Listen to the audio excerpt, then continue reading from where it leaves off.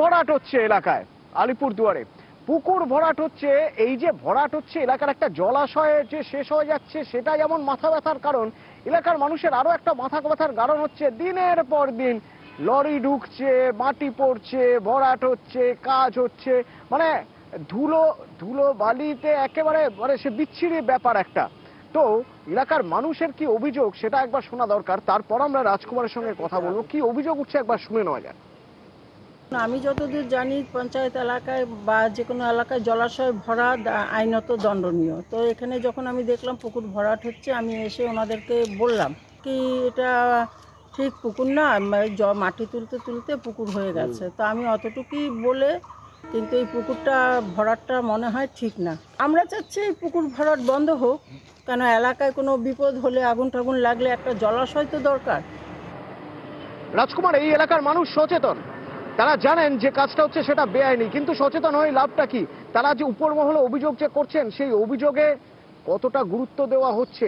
প্রশাসন সচেতন তো? প্রশাসন সতর্ক তো?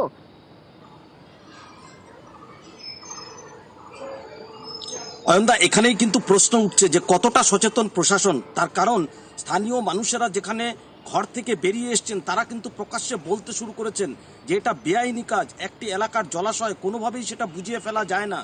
তার উপর হচ্ছে বর্তমানে উচ্চ মাধ্যমিক পরীক্ষা চলছে, আশপাশে ছাত্রছাত্রী রয়েছে, তারা পড়াশোনা করছেন।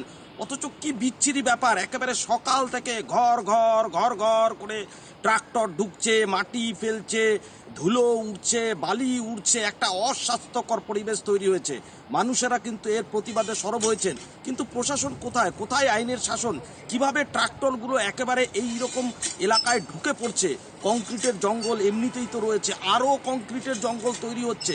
তাহলে প্রশাসন কেন ব্যবস্থা নিচ্ছে না? কোন জায়গা থেকে মাটি আসছে? সেখান থেকে সেই মাটি কি রয়্যালটি দিয়ে আসছে? এইরকম নানান প্রশ্ন কিন্তু উঠছে। সব প্রশ্নই কিন্তু কার্যত প্রশাসনের দিকে যাচ্ছে। অয়নদা, স্থানীয় প্রশাসন কি করছে, তাদের নজর কোথায়, আমরা কিন্তু নজর রাখছি। অতনুদা,